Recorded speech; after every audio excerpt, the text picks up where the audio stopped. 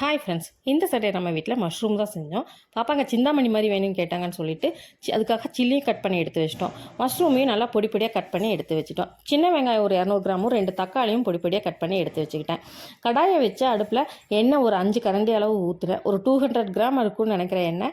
ஏன்னா இது கொஞ்சம் அதிகமாக தான் செய்கிறோம். அதனால் எண்ணெய் காஞ்சுதான்னு செக் பண்ணுறக்கு ஒரு சின்ன வெங்காயத்தை போட்டு பார்த்தேன். சிம்லேயே வச்சு தான் எண்ணெய் சூடு பண்ணியிருக்கோம்.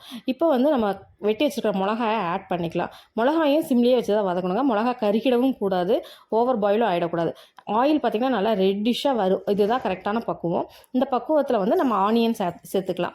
ஆனியன் சேர்த்து அப்பவும் சிம்லேயே தான் வச்சு வதக்கணும். நல்லா ஆனியன் வந்து கண்ணாடி மாதிரி வதங்கி வரணுங்க.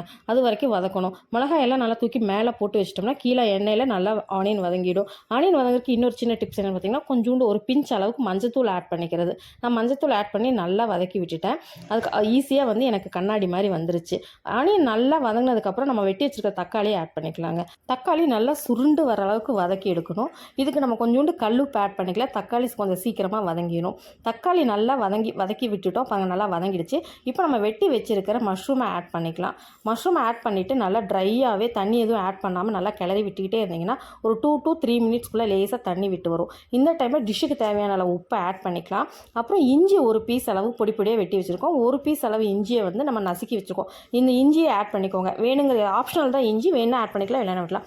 நல்லா வெந்து வர அளவுக்கு வதக்கி எடுத்துட்டிங்கன்னா சிந்தாமணி ரெடி.